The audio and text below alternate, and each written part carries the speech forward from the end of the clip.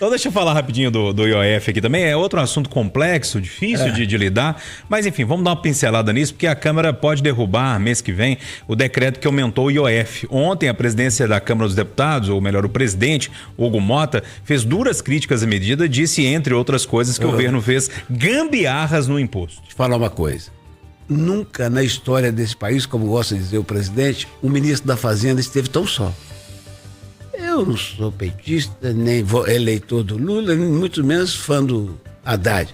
Mas estou repetindo aqui há 2 anos e meio que ele tem uma cabeça boa, ele negocia, ele conversa, e ele foi metido nessa encrenca de aumentar imposto que ninguém quer, e hoje ele está só. Você não vê um petista tipo Gleisi Hoffmann defendê-lo, você não vê um ministro defendê-lo, você não vê ninguém defendê-lo. E como é um assunto realmente que não dá para descer na garganta do brasileiro, que é aumento de impostos e de custos, brasileiro em geral, quanto mais para banqueiro, quanto mais para empresário que precisa fazer os seus negócios, fazer a roda girar. Ele ficou só. E o Hugo Mota, que foi eleito outro dia, com todas as bênçãos do Planalto, está aproveitando para surfar na onda de independente. E tá claro, por tudo que eu escuto de Brasília, 2 coisas estão claras, Júnior. Olha que situação do Haddad. Uma, a principal secretaria dele, do ministério dele, que cuida das contas, falou o seguinte: sem esses 20 bi, não há jeito de fechar. E o Hugo Mota falou: pode preparar, porque vai perder. Imagina, ele vai ter que arrumar 20 bi agora até dezembro. É fácil? É fácil ele? Não, aí que eu tô falando. Então, assim, ok, o Estado de Minas está quebrado, renegociou a dívida, vai entregar empresas. Perfeito? Pro governo federal. Aí o governo federal fala assim: pô, cara, mas eu tô quebrado. Porque se eu não aumentar um imposto, a conta não fecha e a máquina pública para. Então, chegamos num impasse. Mas não que eu goste disso, Travassos. Mas o governo federal, quando for quebrar, ele pode emitir moeda. Arrebenta o país, mas ele pode. Minas Isso. Não. Minas quebra. Então, aí vem a grande preocupação. Qual é o rumo do nosso país? Os estados com dificuldades, o governo federal com dificuldades, uma briga política em torno de 2026 e a população pagando a conta. Hoje, no Jornal da Itatiaia, o aposentado chorando na porta dos Correios em função das dívidas, gente. Que país é esse que nós estamos construindo? E quanto tempo essa estrutura vai suportar? Ô Marcelo, basicamente o Hugo Mota e o Davi Alcolumbre deram um prazinho pro Haddad. Falou: resolve isso aí, cancela isso aí, senão a gente vai votar alguma coisa que anula, né? Resolve em 10 dias, né? Resolve em 10 dias. Tem 10 dias aí. O Congresso tá dando um prazo pro Executivo, né, Júnior? Eu soprei aqui no primeiro tema, agora é hora de morder, né? A gente elogiou o governo Lula por ter se topado discutir a renegociação da dívida, apesar do Zema tá batendo muito no Lula aí nas redes sociais aí de forma até às vezes meio desrespeitosa. O Lula, né, merece elogio por essa negociação da dívida. Agora, em relação ao IOF, o governo Lula merece só crítica, porque parece beira o amadorismo que foi feito nessa tentativa de aumentar o IOF. Parece que não foi discutido com ninguém. Nem internamente o tema estava tão bem alinhado assim quando foi anunciado.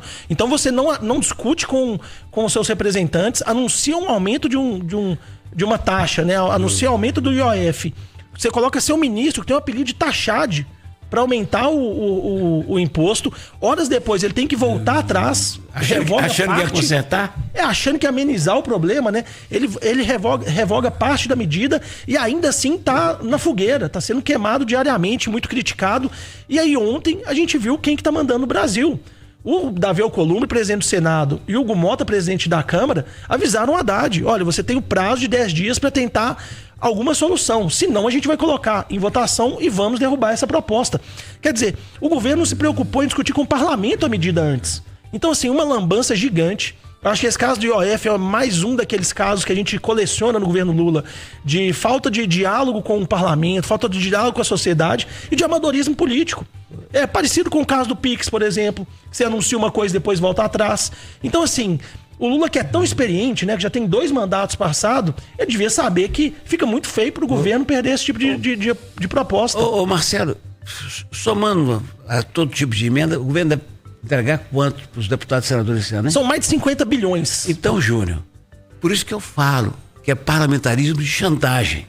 Por que o Hugo Mota e o Alcolumbre falam assim: tá bom, o governo precisa, então nós vamos abrir mão de 20 dos nossos 50 e você não aumenta o IOF? Edu, mas o Haddad tentou fazer isso. O Haddad, quando foi conversar com algum moto, quando havia Columbo, falou assim, olha, a gente tem que achar uma solução pro IOF, senão eu vou cortar nas emendas parlamentares. Só que força que o ministro tem para fazer esse tipo de chantagem? É parlamentarismo de chantagem. Dentro do próprio governo, ele é respeitado, como que ele vai querer O que vocês estão dizendo que a gente tem um governo amador, é isso? Não, eu estou dizendo que tem um tal de Centrão que está mandando esse país há 30 anos e vai continuar mandando. E o governo é amador, Marcelo? Eu acho que em muitos momentos é beira o amadorismo. Entendi. Esse tipo de erro político, estratégico, realmente parece um erro de quem não está acostumado a negociar no poder. Posso fazer uma outra pergunta? Que eu fico imaginando o ouvinte agora acompanhando a gente. Vem cá, eles não vão cortar gastos, não? O governo não vai enxugar a máquina pública? Agora o senhor Em ano de véspera de eleição... Agora o senhor fez a melhor pergunta do mês. O caminho é esse, gente. Diminui o número de garçons, não que eu queira os garçons desempregados. Bota as da iniciativa privada que está precisando. Diminui o número de voos, diminui as comitivas que vão para o Japão, para a Grécia, porque senão não tem jeito. E ninguém aguenta mais, não. Gente, passamos aqui alguns anos criticando o governo Bolsonaro, né? Muita confusão e tal. Agora a gente tá passando mais alguns anos criticando o governo Lula. Você tá com saudade do Bolsonaro, é isso, mano? Não, peraí, deixa eu falar, gente. Não deixa vocês falarem, mas vocês vão deixar eu falar. Peraí, vamos com calma. Agora eu gostei Vamos com calma. Eu deixo vocês falar, vocês não deixam eu falar, agora eu vou falar. gostei, é assim não, que tem que você tá falar. interpretando errado. Eu tô falando que a gente passou 4 anos criticando o Bolsonaro aqui. Não foi? Sim. Bom, a gente tá passando, já tem 2 anos do governo Lula, a gente tá criticando aqui. Que dia que a gente vai mudar isso, gente? Que dia que a gente vai ter um governo que realmente faz alguma coisa ou que resolva alguma coisa? Porque eu tô ficando desanimado, porque a gente fica critica, fala, tá errado, blá, blá, e nada muda, e tá todo mundo numa passividade tremenda, e o país tá indo pro ralo, meu amigo. Seu Júlio, você sabe o que é pior, seu Júlio? É que toda vez que a gente critica o Lula aqui, o sujeito vai lá e escreve na rede social. Não estão satisfeitos, não. Vocês fizeram L. Vocês trabalharam pelo Lula. As pessoas não entendem que nós ficamos 4 anos criticando o Bolsonaro, não tanto pelo governo dele, mas pelas bobagens que ele falava. E a gente está 2 anos e meio criticando o Lula pelas bobagens que a Janja fala e pelo governo amador que ele tem. Em relação à economia, a gente não pode esquecer que o Bolsonaro enfrentou uma crise humanitária, né? A gente perdeu, com a pandemia, o país parou, o mundo parou.